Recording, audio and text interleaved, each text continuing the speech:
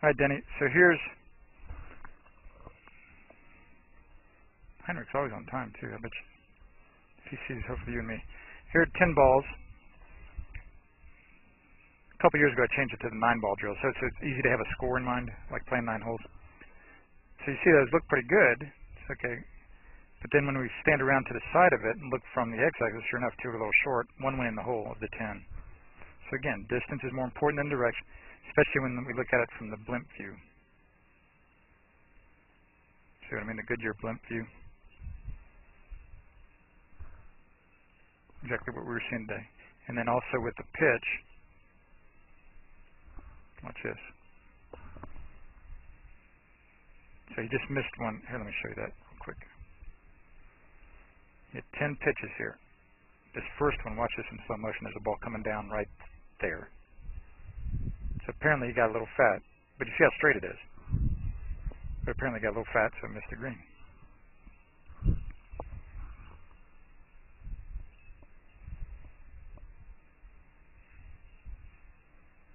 Got down a little fat too. Yep, stayed short of the green. So on the green, solid by virtue of solid contact, not hitting it fat or thin. Take that one more solidly, I guess. That's perfect.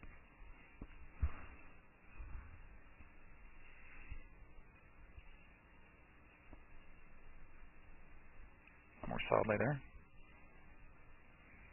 Probably a little long. But you see how straight they are, just like you were doing out there on the course today. So now look at that. It looks like he's really crooked. It ends up dead on the y-axis again, real straight.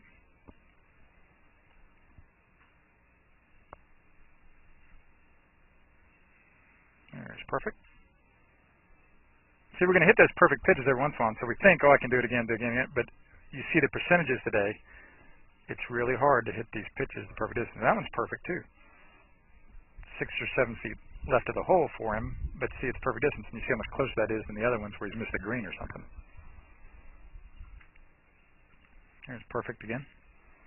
So see, 4 perfect, 2 a little long, 2 a little short, something like that is what he's hit up to now. And again, he missed the green with a couple of them when he didn't hit it solidly.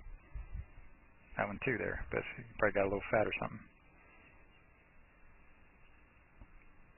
And that one, yep, missed the green in the bunker. So again, he's always been a good pitcher of the ball, but even there, a good pitcher will miss greens occasionally when it's not solid contact. And 4 of them are perfect, 2 a little long, and then 4 a little short, I guess.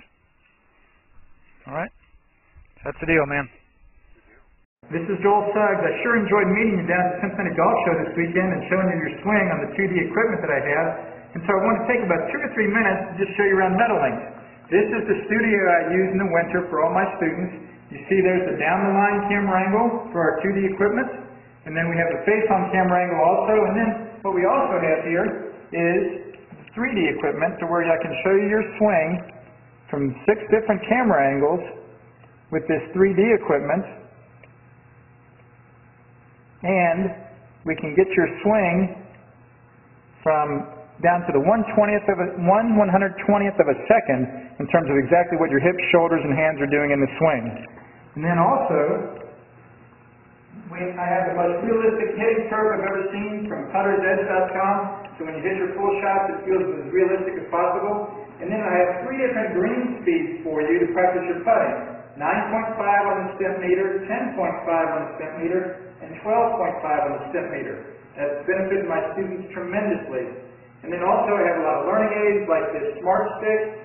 You can see the rest of those learning aids over here in my bag that we can work on to help you learn the certain fields in your golf swing that you and I both want. And then also I help my students a lot with their equipment through the winter.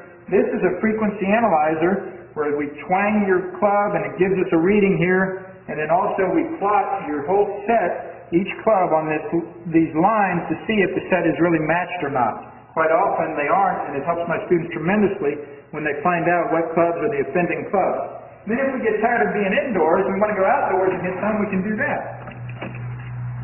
It's my daughter, Ellie. Good to see you. I haven't seen her in weeks.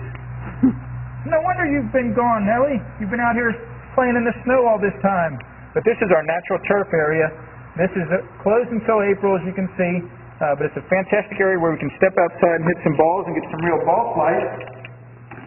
Or, if we get pretty satisfied that things are looking better on the video here, we're kind of cooped up inside and want to go outside, we can step on out and hit balls and see real ball flight for about 5 or 10 or 15 minutes, however long you and I can stand the cold, out into the air, and we see them land at these different flags. I have a yardage book for this driving range. It's the first one I've ever seen in my life where we know exactly what it is for the front, back, and middle of each green. And again, the covered area here is heated, so we stay out there for about 5, 10, 15 minutes, like I said. It enables us to see some ball flight, and then we get satisfied that things are looking the way we want, and we can come back inside,